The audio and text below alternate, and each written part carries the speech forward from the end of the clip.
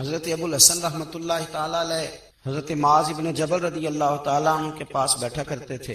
فرماتے ہیں ان سے جو پیار بڑھا تو پھر میرا مصلی سے بھی بڑھ گیا. تابعی ہیں. فرماتے ہیں صحابی رسول سے محبت ہوئی تو ذکر سے بھی ہو گئی, پھر درود شریف سے بھی ہو گئی. محبت ان سے بڑھی تو پھر اللہ نے مسجد کا پیار بھی بڑھا دیا.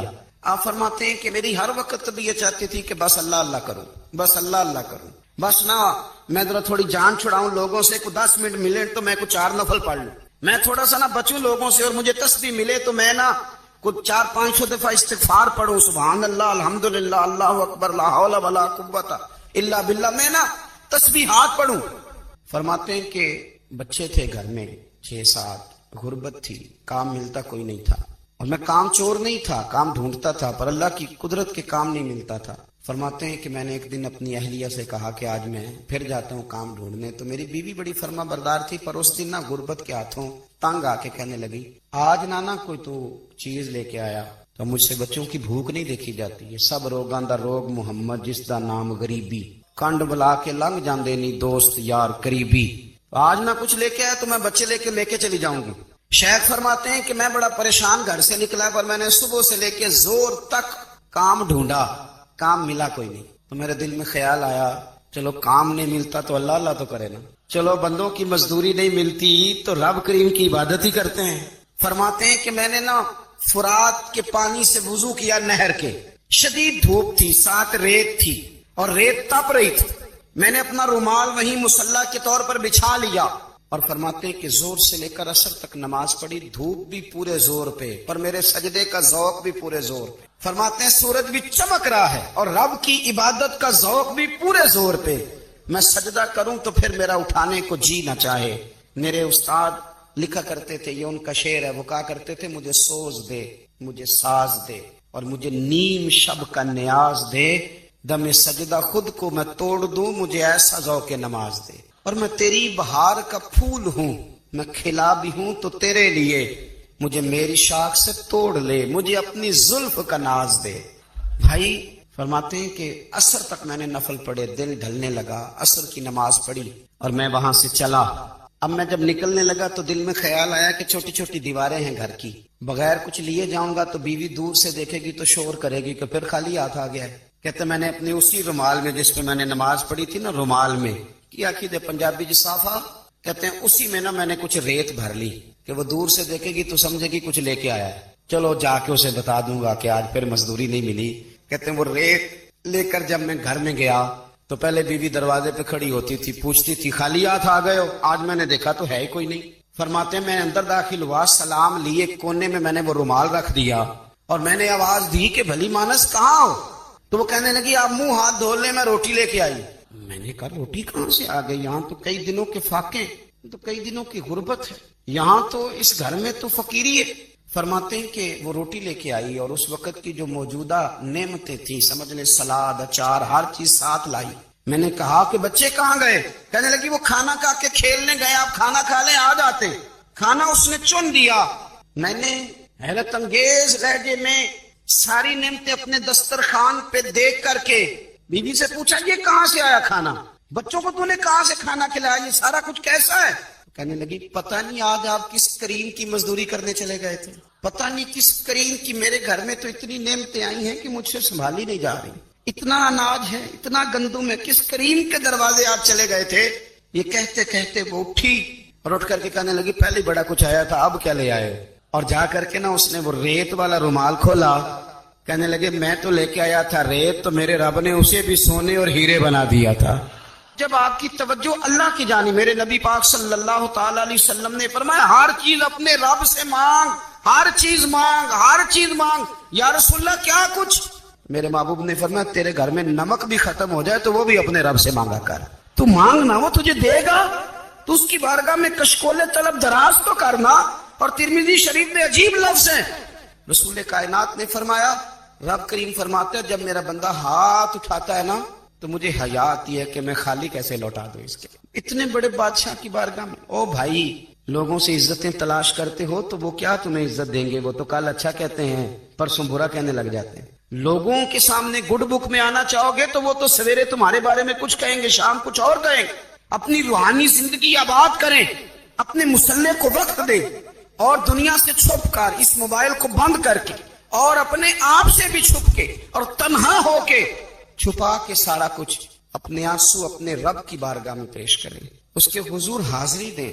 سنو نا ترمذی کی حدیث اور اسے یاد رکھنا، نبی پاک علیہ السلام نے فرمایا اپنے دکھ لوگوں کے سامنے نہ بیان کرنا، سیٹھوں نوابوں کو نہ بتاتے پھرنا، دنیا داروں کے سامنے جا کے نہ رونا کہ میں تکلیف میں ہوں۔ فرمایا اگر دنیا داروں کو دکھ بتاؤ گے رب تمہیں کبھی غنی نہیں کرے گا، اور لوگ ہیں کہ الٹا مذاق اڑائیں گے۔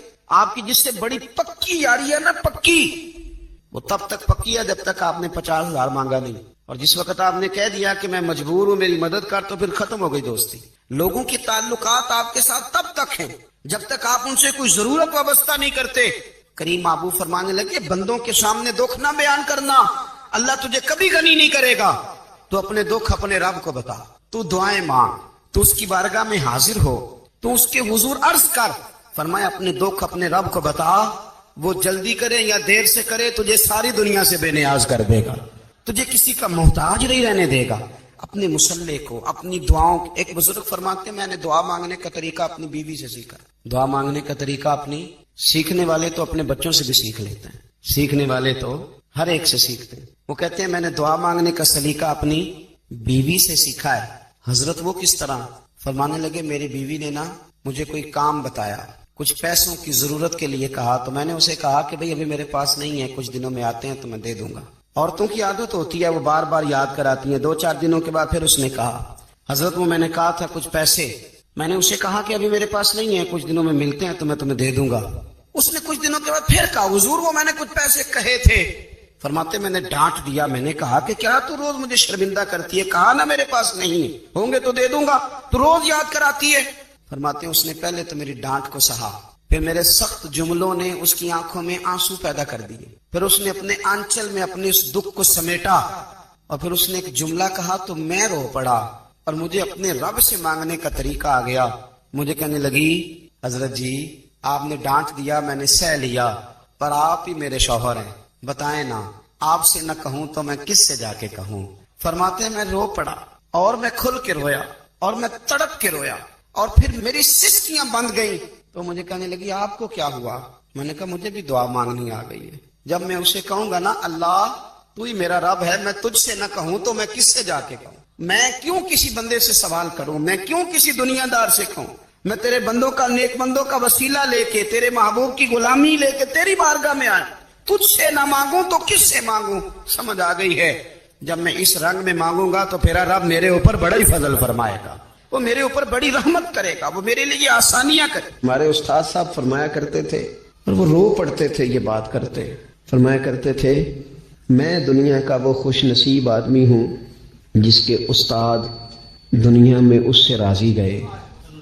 فرماتے تھے میں وہ خوش بخت آدمی ہوں جس کے مرشد دنیا سے جب گئے تو مجھ سے راضی گئے۔ اور کہنے لگے میں خوش نصیب آدمی ہوں جس کے والد دنیا سے گئے تو دعائیں دیتے گئے، اور میں وہ خوش بخت آدمی ہوں کہ ماں جب جا رہی تھی تو میں اس کے پیروں میں بیٹھا تھا، میں وہ خوش نصیب ہوں۔ فرماتے تھے اماں جب دنیا سے تشریف لے گئی تو مجھ سے راضی تھی۔ فرماتے ہیں مجھے لگتا ہے، مجھے کرم پر امید ہے کہ رب رسول بھی مجھ سے راضی ہو جائیں گے، مجھے لگتا ہے یہ جو قبولیت ہے نا، قبولیت کہ وہ قبول کر لے، وہ قبول کر لے تو پھر تو بڑی بات ہے، لیکن اگر قبولیت نہیں تو پھر تو بھائی بڑے لوگ ہیں، بڑی باتیں ہیں، بڑے اعمال۔ اپنی زندگی میں کوشش کریں کہ ایسے اعمال کیے جائیں، ایسے کاموں کو کیا جائے جن سے نا وہ قبول کر لے، کچھ چیزیں وہ قبول کر لیتا ہے۔ اچھی نیت میں لپیٹ کر عمل کیا جائے تو قبول ہے، اور عمل کر کے نا پھر اس سے ڈرا جائے تو پھر قبول ہے۔ پھر خوف کیا جائے کہ چونکہ بارگاہ بڑی ہے تو پھر قبول ہے۔ حضرت سعدی رحمت اللہ نے لکھا ہے کہ ایک درویش کہتا ہے کہ میں نے دیکھا کہ کعبے کا میں طواف کرنے گیا تو رات کے وقت ایک شخص پتھر پہ سر رکھ کے روتا ہے اور کہتا ہے مالک مہربانی کرنا، میں نے 40 سال تیری ڈیوٹی کی ہے، میری کو 2-4 دن کی قبول کر لینا، میں نے 40 سال تیری نوکری کی، قبول فرما لینا، قیامت میں رسوا نہ کرنا۔ وہ شخص کہتے ہیں، بزرگ کہتے ہیں میں سمجھا کو بڑا گناہگار ہے، تو میں جا کے اسے تسلی دیتا ہوں، میں کہتا ہوں کوئی نہیں فکر نہ کر، اللہ بڑا کریم ہے، کوئی بڑا گناہگار ہے رو رہا ہے۔ کہتے ہیں جب میں قریب گیا اور میرے قدموں کی آہٹ اس بزرگ کے کانوں تک گئی اور انہوں نے سر اٹھایا تو میں تو تڑپ گیا، یہ تو بغداد کے پیر غوث اعظم جیلانی ہے۔ اب دیکھو نا، راتی ساری کر زاری نیند اکھاں کی توندے تے فجرے اوہی گناہگار کہاون سب تو نیویں ہوندے۔ کہ میں نے 40 سال کی ہے تیری ڈیوٹی، تیرے دین کی نوکری، کو 2-4 دن کی، چل زیادہ نہیں، تو اسے قبول کر لینا تاکہ بات بن جائے۔ قبولیت کا خوف، قبولیت ہو جائے تو اچھی نیتیں، اچھے ارادوں کے ساتھ نیک اعمال اور کچھ چیزوں سے بچا جائے تاکہ نیکیاں ضائع نہ ہو جائیں، بچا جائیں۔ ایک تو اگر زبان بے قابو ہو نا، لفظ اگر آوارہ ہو، جملے اپنی مرضی کے نکلیں تو پھر نیکیاں ضائع ہو جاتی۔ اگر بہت بولنے کی عادت ہو اور جو مرضی کہہ دینے کی عادت ہو اور اپنے غصے پر کنٹرول کا مزاج نہ ہو تو پھر نیکیاں برباد ہو جاتی۔ کچھ لوگ ایسے ہوتے ہیں جو بڑے بہترین کام والے ہوتے ہیں لیکن ان کی زبان سے ڈر آتا ہے، ان کے جملوں سے خوف آتا ہے، ان سے محبت کا رشتہ ہوتا ہے، تعلق ہوتا ہے، لیکن ان کے ساتھ گزارا نہیں ہوتا، اس لیے کہ وہ نیک بھی ہیں، نمازی بھی ہیں، حاجی بھی ہیں، پرہیزگار بھی ہیں، لیکن زبان سے تیر برساتے ہیں۔ ان کے جملے نہیں ہوتے، ان کے نشتر ہوتے ہیں جو دلوں کو گھائل کرتے۔ ایسا آدمی اپنی نیکیاں ضائع کر بیٹھتا ہے۔ بڑے بڑے جملے بولنا مسلم شریف میں موجود ہے۔ نبی اکرم صلی اللہ تعالی علیہ وسلم نے فرمایا، ایک شخص نے قسم اٹھا کے کہا تھا اللہ فلانے کو معاف نہیں کرے گا، تو فرماتے ہیں رب کریم نے فرمایا یہ کون ہے جو میرے اوپر قسمیں اٹھاتا ہے، اسے جا کے کہہ دو۔ وہ بظاہر جسے گناہگار سمجھ کے تو نے کہا تھا نا اللہ اسے معاف نہیں کرے گا، جا اسے کہہ دو میں نے اسے معاف کر دیا ہے۔ اور یہ جو تو حاجی نمازی نیک پرہیزگار بنا پھرتا تھا اور قسمیں اٹھاتا تھا رب فلانے کو معاف نہیں کرے گا، اسے کہو تیرے سارے عمل برباد کر دیے، نئے سرے سے عمل کرنا شروع کر، تیری ساری پچھلی نیکیاں ضائع کر دی۔ تو کون ہوتا ہے قسمیں اٹھا کے کہنے والا، زبان کو کنٹرول نہ رکھنے والا میرے بندوں کے بارے میں؟ اور ٹھیک ہے آپ داڑھی والے ہیں، ٹھیک ہے آپ پگڑی والے ہیں، ٹھیک ہے آپ مسواک کرتے ہیں، ٹھیک ہے آپ نماز پڑھتے ہیں، لیکن علم پڑھے دا مان نہ کریے مت آکھی میں پڑھیا، او تے جبار کہار کہاوے متے روڑ دیوی دودھ کڑیا۔ آپ نیک ہیں تو اس کا مطلب ہے آپ کو جس کو مرضی گناہگاری کا آپ سرٹیفکیٹ جاری کرتے پھریں گے؟ آپ نمازی ہیں تو آپ باہر نکل کے جنت کی ٹکٹیں بانٹیں گے؟ آپ سخی ہیں تو آپ کہتے پھریں گے فلانا دیتا کچھ نہیں، فلانا بانٹتا کچھ نہیں؟ کس نے اختیار دیا؟ اللہ کے بندوں پر جرت کا اختیار کس نے دیا؟ وہ جی فلانا اگر بخشا گیا تو میں بھی بخشا جاؤں گا، یہ بات کرنے کی اجازت کس نے دی؟ فلاں قوم اگر جنت میں چلی گئی تو پھر ہم نہیں روکے جائیں گے؟ اتنی بڑی جرت، اتنی بڑی بات! تو کون ہوتا ہے رب کی جنت کے بارے میں فیصلے کرنے والا؟ ایک ذات ہے جو کسی کے لیے جنت کا فیصلہ کرتی ہے اور کسی کو دوزخ کی سزا سناتی ہے، وہ مدینے والے رسول کی ذات ہے۔ باقی کسی کو یہ حق حاصل نہیں ہے کہ وہ کسی کے بارے میں یہ فیصلہ کرے کہ اللہ اسے معاف نہیں کرے گا۔ تو کون ہوتا ہے؟ تیری حیثیت کیا ہے؟ وہ پیر ہو، وہ مولوی ہو، وہ مفتی ہو، وہ کوئی بھی ہو، رب سب پر کرم فرمانے والا ہے۔ کسی کو اجازت نہیں کسی کے بارے میں یہ ڈگری جاری کرنے کی، کسی کو اجازت نہیں۔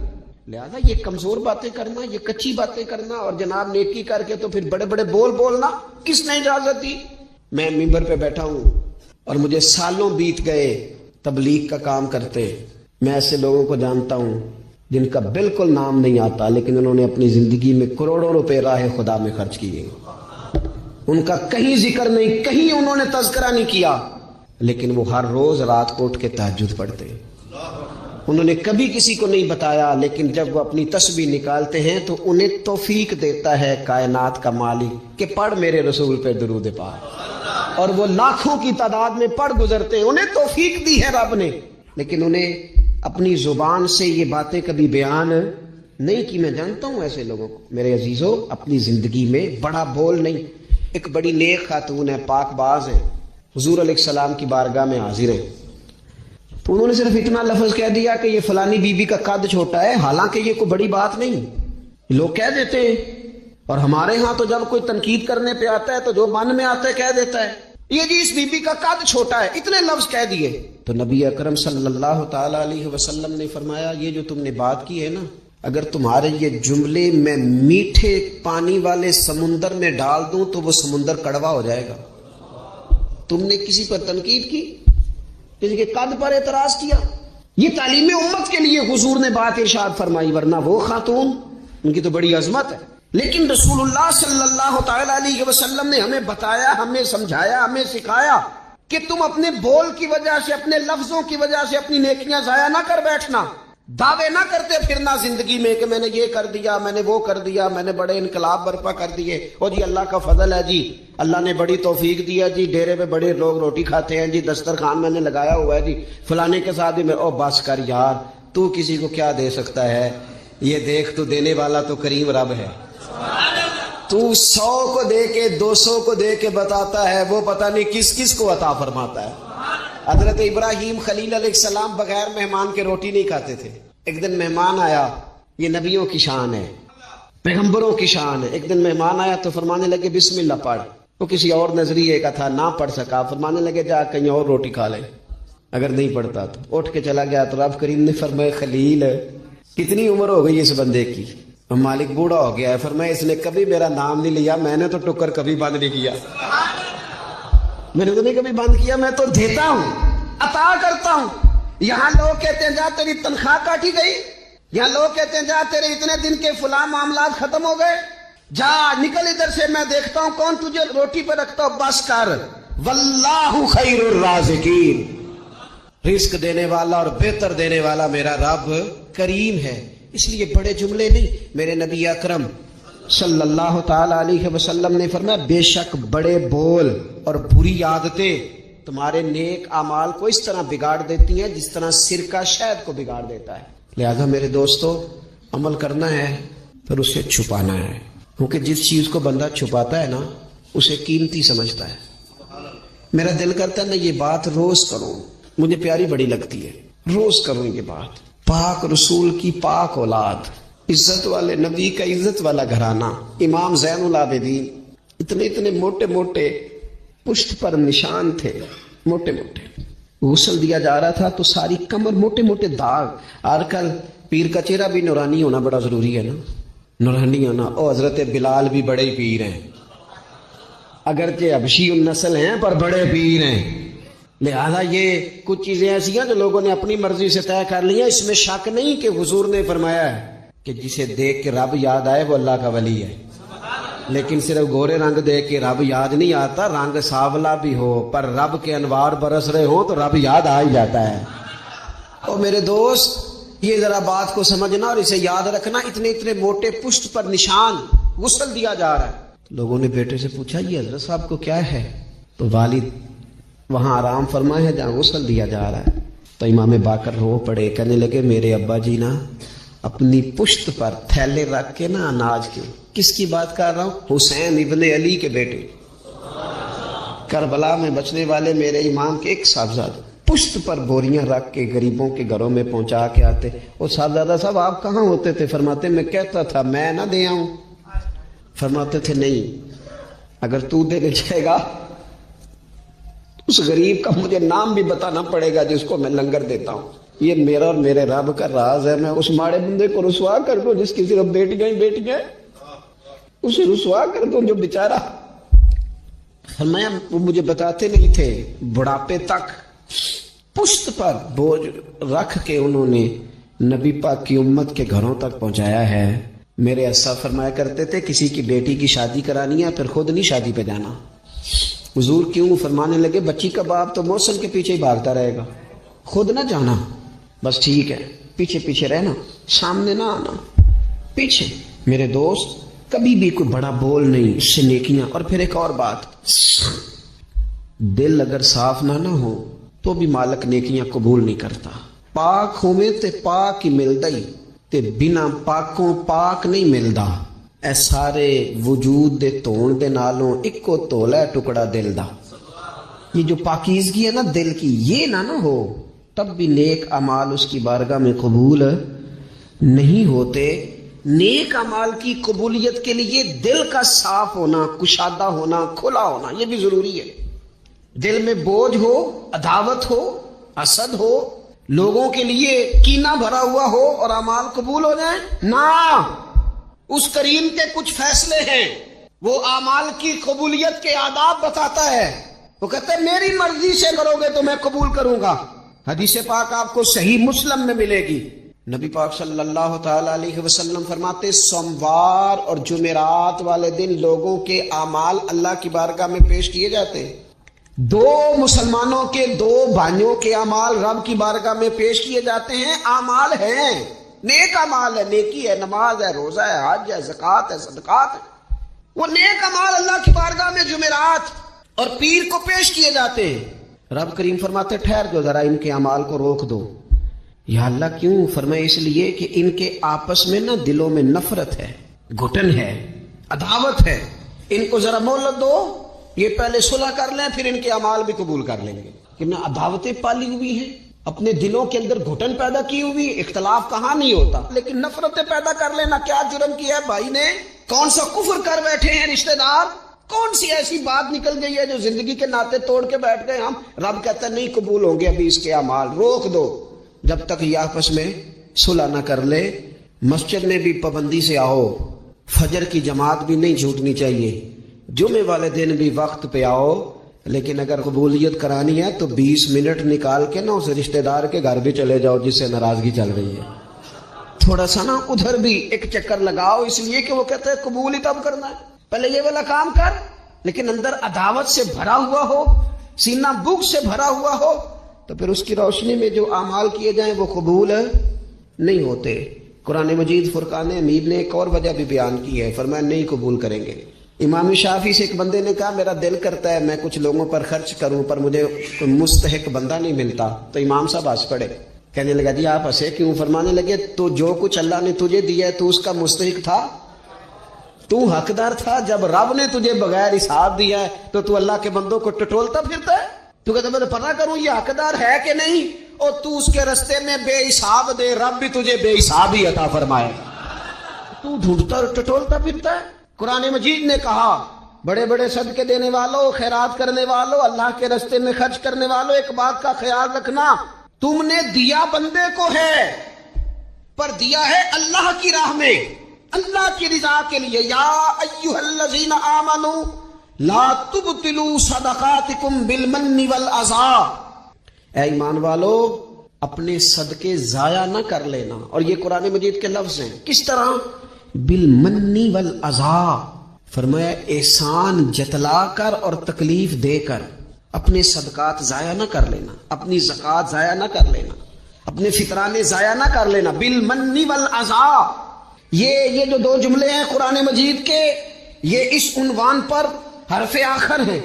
جب بندہ کسی کو احسان جتلا دیتا ہے تو تکلیف خود بخود ہو جاتی ہے۔ بالمن والاذی، تم نہ احسان جتلا کر، والاذی اور تکلیف دے کر اپنے صدقات کو ضائع نہ کر لینا، احسان نہ جتلانا۔ تمہارے صدر الشریعہ بدر طریقہ مولانا امجد علی صاحب اعظمی رحمۃ اللہ نے لکھا ہے اگر تمہارے بھائی علیحدہ ہے اور تم وہ کمزور ہو گیا، اسے زکوٰۃ لگتی ہے، بہن غریب نہیں ہے، ماڑی ہے، اسے زکوٰۃ لگتی ہے، ماموں میں، چاچوؤں میں، ادھر ادھر، اگر کوئی غریب ہے قریبیوں میں اور مستحق ہے زکوٰۃ کا تو فرماتے ہیں اسے بتاؤ نہ کہ میں تمہیں زکوٰۃ دے رہا ہوں، اس کے گھر جاؤ، اسے کہنا یہ میری طرف سے بچوں کے کپڑے لے لینا، اسے کہنا یہ پیسے میری طرف سے بچوں کی عیدی ہے، مٹھائی کا کہہ کے دے آؤ، اسے بتانا نہ کیوں کہ اسے تکلیف ہوگی۔ احسان جتلا کر تکلیف نہ دو، ماڑا تو پہلے بڑی تکلیف، غریبی نے تو بذات خود بڑی آزمائش پیدا کر دی ہے۔ سب روگاں دا روگ محمد جس دا نام غریبی، کنڈ بلا کے لنگ جاندے نہیں، رشتے دار قریبی، یہ تو بذات خود ایک آزمائش ہے۔ مزید تکلیف نہ دو کسی کو، احسان جتلاتے ہو، بتاتے ہو، فوٹو بازی کرتے ہو، دعوے کرتے پھرتے ہو۔ سنے صحیح مسلم میں حدیث ہے، نبی اکرم صلی اللہ تعالی علیہ وسلم نے اتنا سخت حکم بیان فرمایا، حضور فرمانے لگے اللہ تعالیٰ قیامت کے دن 3 قسم کے لوگ ایسے ہیں، نہ ان سے کلام کرے گا، نہ انہیں پاک فرمائے گا، نہ ان کی طرف نگاہ ہی کرے گا۔ یا رسول اللہ صلی اللہ تعالی وسلم جلدی بتائیے یہ کون ہے؟ تو حضور فرمانے لگے ایک وہ شخص جو تکبر کے طور پر، دل میں تکبر ہو، تکبر کے طور پر اپنی تہمت کو یا اپنی شلوار کو ٹخنوں سے نیچے لٹکائے کہ پتہ چلے میرے پاس بڑا کپڑا ہے، تکبر کے طور پر. اور دوسرا حضور علیہ الصلوۃ والسلام نے فرمایا جھوٹی قسمیں کھانے والا بندہ. اور تیسرا حضور فرماتے ہیں جو احسان جتلاتا ہے نا، نہ رب کریم اس کی طرف نگاہ کرم کرے گا، نہ اسے پاک کرے گا، نہ قیامت کے دن اس سے کبھی کلام فرمائے گا. ایسے لوگوں کی نیکیاں اللہ قبول نہیں فرماتا. اور ایک حدیث پاک اور سنیے، صحیح بخاری میں موجود ہے. اللہ کے پیارے رسول صلی اللہ تعالی علیہ وسلم، یہ اگر ناراض نہ ہو تو نوجوان ذرا غور کریں میری بات پر. میں ظاہر ہے معاشرے کا حصہ ہوں، سوسائٹی میں رہتا ہوں، کچھ چیزوں کو میں قریب سے جانتا ہوں. پتہ ہے بندہ نیک کون ہوتا ہے؟ جس کی تنہائی نیک ہوتی ہے، جو اکیلے میں نیک ہوتا ہے.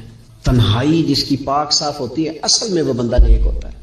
ہمارے ہاں نا بالخصوص نوجوان نسل سے کہوں گا، تمہارے پاس سہولت آئی ہے موبائل کی، تمہارے پاس سہولت آئی ہے انٹرنیٹ کی، لیکن دیکھنا اس کی وجہ سے کہیں تمہاری تنہائی ناپاک نہ ہو جائے. دیکھنا اس کی وجہ سے کہیں تمہارا وہ اکیلے میں جو تمہارا رب رسول سے رشتہ جڑنا چاہیے تھا، سجدے کا نور ہونا چاہیے تھا، اچھی منصوبہ بندی کرنی چاہیے تھی، وہ میلا کچیلا نہ ہو جائے. تنہائی جس بندے کی پاک ہوتی ہے وہ نیک ہوتا ہے. محفل میں تو ساری اچھی اچھی باتیں کرتے ہیں، محفل میں تو سارے لوگ ہی نیک ہوتے ہیں. یہ صحیح بخاری میں حدیث ہے، نبی اکرم صلی اللہ تعالی علیہ وسلم نے فرمایا میں اپنی امت کے کچھ ایسے لوگوں کو جانتا ہوں جو قیامت کے دن تہامہ پہاڑ کے برابر نیکیاں لے کے آئیں گے. تہامہ پہاڑ تھا ایک بڑا سفید رنگ کا، اس پہاڑ کے برابر وہ نیکیاں لے کے آئیں گے، لیکن فرمایا اللہ تعالیٰ ان کی نیکیوں کو ہوا میں اڑا دے گا. حضرت ثوبان رضی اللہ تعالیٰ عنہ نے عرض کی یا رسول اللہ صلی اللہ تعالیٰ علیہ وسلم ہمیں یہ معاملہ کھول کر بیان کر دے. حضور علیہ الصلوۃ والسلام فرمانے لگے وہ راتوں کو عبادت بھی کرتے ہیں، اللہ کی بارگاہ میں بھی حاضر ہوتے ہیں، لیکن فرمایا ان لوگوں کا مسئلہ یہ ہے، ان کا نقصان یہ ہے، گھاٹا اور خسارہ یہ ہے کہ جب وہ اکیلے ہوتے ہیں تو رب کی حرمتوں کو پامال کرتے ہیں، دین کی حدوں کو توڑتے ہیں، تنہائیوں میں رب کی نافرمانی کرتے ہیں. نتیجہ کیا نکلتا ہے کہ وہ جو لوگوں کے بیچ نیکیاں کی ہوتی ہیں، نمازیں پڑھی ہوتی ہیں، عبادتیں کی ہوتی ہیں، صدقات کی ہوتے ہیں، وہ بھی ضائع ہو جاتے ہیں. اگر یہ لوگ اپنی تنہائی پاک کر لیں تو ان کی باقی ساری عبادتیں بھی محفوظ ہو جائیں گی. اپنی تنہائی پر توجہ دیں. اپنی بالخصوص نوجوانوں، میری آپ سے بڑی درد مندانہ اپیل ہے، اپنی تنہائی میں نا رب کی بارگاہ میں حاضر ہو، اچھے ارادے کرو، اچھی منصوبہ بندی کرو، لمبی دعائیں مانگو. اکیلے جب ہو تو پھر نہ وضو کر کے رسول پاک کی بارگاہ میں درود و سلام پڑھو، دلوں کو قوت ملے گی، حافظے مضبوط ہوں گے، تمہارے چہروں پر روشنی آئے گی. حضور علیہ السلام نے فرمایا شراب جو ہے نا یہ ناپاکی کی جڑ ہے. فرمایا جس نے شراب کو پیا 40 دن تک اللہ اس کی عبادت قبول نہیں فرمائے گا. اور حضور علیہ الصلوۃ والسلام فرماتے ہیں اگر کوئی اس حال میں مرا کہ اس کے پیٹ میں شراب تھی تو وہ جاہلیت کی موت مرا ہے. جس طرح جاہلیت میں لوگ مرتے تھے، مجھے بتائیے ایک دفعہ پیے تو 40 دن تک نماز قبول نہیں ہوتی، تو جو عادی ہو خدا را اپنے بچوں کی نگرانی کرے، اپنے دائیں بائیں غور کرے، یہ بہت بڑی مصیبت ہے. حضرت مولا علی شیر خدا فرمایا کرتے تھے دریا میں اگر شراب کا قطرہ گرے اور پھر وہ دریا خشک ہو جائے اور پھر نیچے سے گھاس اگائے اور پھر میرا گھوڑا اگر وہ گھاس کھا لے تو میں اس گھوڑے پر سواری بھی نہیں کروں گا. اتنی زیادہ یہ ناپاک ہے، پلید ہے کہ میں اس گھوڑے پر نہیں بیٹھوں گا. اس سے احتیاط کی جائے. اور پھر میرے نبی اکرم صلی اللہ تعالی علیہ وسلم نے فرمایا 3 طرح کے لوگ ایسے ہیں کہ ان کی نمازیں ان کے کانوں سے اوپر نہیں جاتی. اللہ تعالیٰ کی بارگاہ تک، عرش تک پہنچنا تو دور کی بات، کانوں سے اوپر نہیں جاتی. 3 قسم کے لوگ ہیں.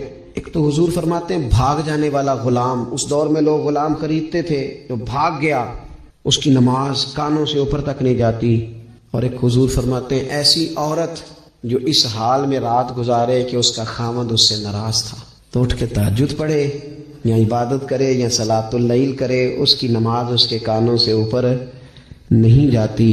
اور حضور علیہ السلام فرماتے ہیں ایسا امام کہ جو زبردستی امامت کرائے اور لوگ ان کی امامت کو پسند نہ کرے، ایسے شخص کی نماز بھی اس کے کانوں سے اوپر نہیں جاتی. اپنے اعمال صالحہ کو سنبھالیں، کوشش کریں ایسا کوئی کام نہ ہو جس سے ہمارے اعمال مقبولیت سے باہر نکلے. اللہ تعالیٰ میری اور آپ کی حاضری قبول کرے.